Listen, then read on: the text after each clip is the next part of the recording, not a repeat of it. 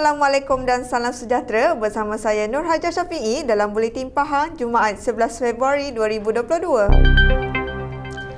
Kerajaan Pahang telah meluluskan tanah seluas kira-kira 14 hektar bagi kegunaan pertubuhan peladang kawasan PPK Jelai di Lipis.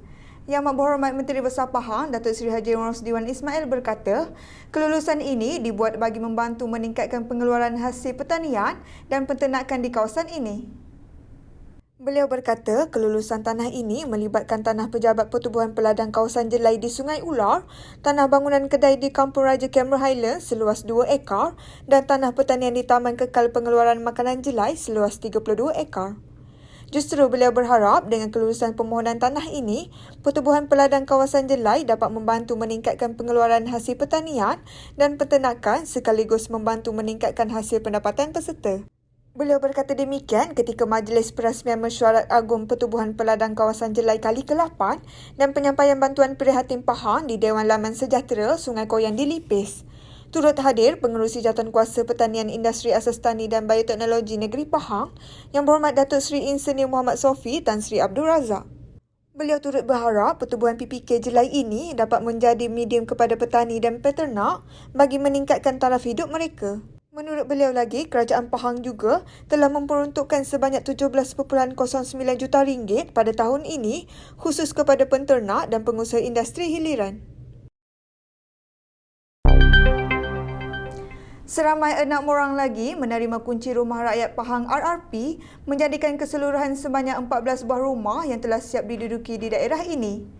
Pengerusi Jawatankuasa Kebudayaan, Perpaduan Kebajikan Masyarakat, Pembangunan Wanita dan Keluarga Negeri Pahang, Yang Berhormat Datuk Seri Hajah Shaniza Syamsuddin berkata, rumah berkenaan disediakan bagi memastikan rakyat yang tidak berkemampuan turut dapat menjalani kehidupan yang selesa. Katanya selain rumah, Jabatan Pertanian juga memberikan set hidroponik beserta benih-benih sayuran kepada setiap penghuni rumah untuk mereka bercucuk tanam. Justru beliau berharap agar semua penerima menjaga pemberian ini dengan sebaik mungkin kerana ini adalah bantuan untuk mereka hidup dalam keadaan yang baik dan selesa bersama keluarga. Sementara itu, penerima RRP Puan Nora Putih daripada Kampung Kuala Wau menyatakan rasa gembira kerana beliau kini dapat mendiami rumah sendiri. Bagi Puan Saza Yusof dari Kampung Huma Luas juga, turut menyampaikan rasa berterima kasih yang tidak terhingga kerana telah menjadi antara rakyat yang terpilih menerima RRP. Seorang lagi penerima RRP, Muhammad Nazri Ahmad dari Kampung Sungai Jerik, hanya perasaan gembira dan rasa syukur yang dapat dizahirkan atas rezeki memiliki rumah ini.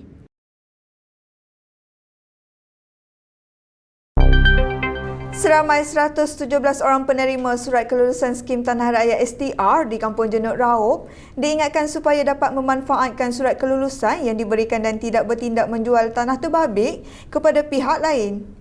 Pengerusi Jawatankuasa Hal Pembangunan Luar Bandar dan Hal Ehwal Orang Asli Negeri Pahang, Yang Berhormat Dato' Abdul Aziz Haji Mat Kiram berkata, kelulusan tanah yang diberikan ini haruslah dimanfaatkan sebaik mungkin setelah kerajaan berusaha menubuhkan Jawatankuasa Khas Penyelesaian Skim Tanah Rakyat bagi mempercepatkan proses kelulusan tanah.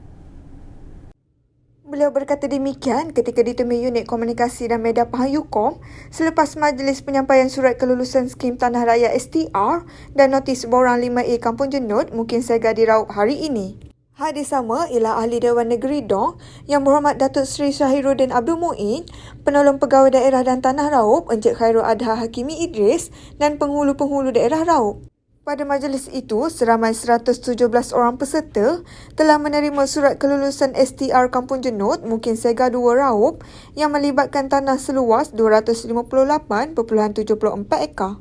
Terdapat 4 lagi STR yang telah diluluskan iaitu STR Kampung Lalat Mukim Uludong seluas 90.07 ekar yang melibatkan 45 orang peserta, STR Kampung Cenua Mukim Sega 2 yang seluas 193.75 ekar yang melibatkan 89 orang peserta, STR Ulu Sungai Mukim Batu Talam seluas 440 ekar dengan 193 orang peserta dan STR Sungai Batu Mukim Batu Talam seluas 393.53 ekar yang melibatkan seramai 195 orang peserta.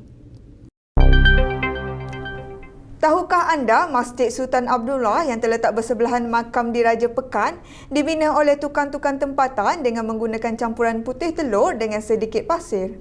Jadi, untuk mendapatkan maklumat lebih lanjut, mari kita ikuti laporan yang disediakan oleh wartawan Faris Muhammad dan jurugambar Azmaidi Abidin dalam program Pesona Pahang.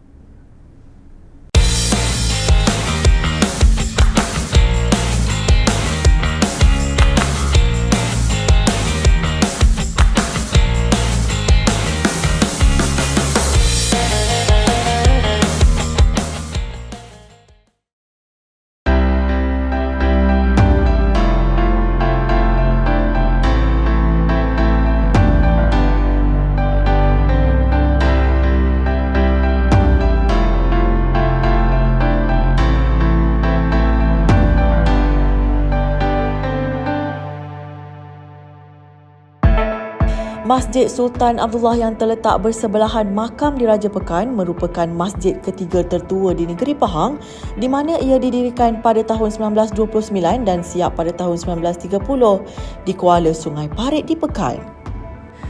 Menurut sejarah lisan, Masjid Abdullah dibina oleh tukang-tukang tempatan dengan menggunakan campuran putih telur dan sedikit pasir. Proses ini dipercayai boleh mengukuhkan struktur binaan bangunan sama seperti Masjid Sultan Abu Bakar di Johor Bahru. Kubah asal masjid ini agak kecil dan dibina daripada campuran tanah, kemudian ia diperbesarkan dengan menggunakan putih telur dan pasir, manakala bahagian lain bangunan ini diperbuat daripada kayu. Batu nisan yang terdapat di tepi Masjid Abdullah dipercayai kubur cucu Tok Gajah yang mati lemas di Sungai Parit di hadapan masjid ini sekaligus mematuhi adat tradisi orang Melayu lama di mana orang yang meninggal dunia akan dikebumikan di tempat tragedi yang menimpa mereka.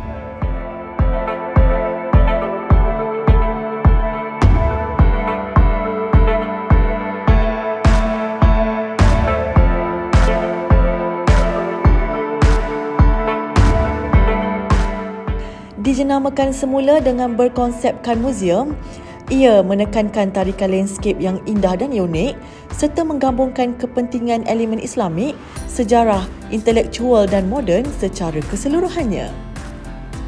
Peranan masjid ini suatu ketika dahulu masih dikekalkan di mana ruang solat yang mampu menampung kira-kira 100 jemaah disediakan selain pameran bahan sejarah berbentuk interaktif iaitu menggunakan skrin sentuh. Ciri eksklusif masjid ini terus dikekalkan, malah ia menjadi nilai tambah yang membantu mengembalikan kegemilangan masjid ini suatu ketika dahulu melalui tarikannya yang tersendiri. Usaha Lembaga Muzium Negeri Pahang mengangkat keunikan masjid ini sebagai monumen lama juga, secara langsung memapar kisah dan kesan sejarah tersendiri yang menarik untuk dihayati generasi akan datang. Bagi mereka yang mahu mendekati dan menyelami keindahan elemen Islam yang dipersembahkan di sini, marilah datang berkunjung untuk melihat keunikan dan sejarahnya yang tersendiri.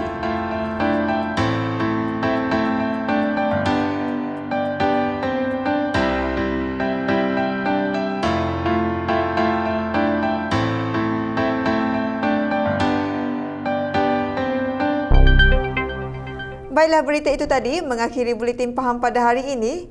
Jangan lupa subscribe Pahang Media di Facebook, Instagram, YouTube, Twitter dan TikTok untuk mendapatkan berita terkini di negeri Pahang. Assalamualaikum.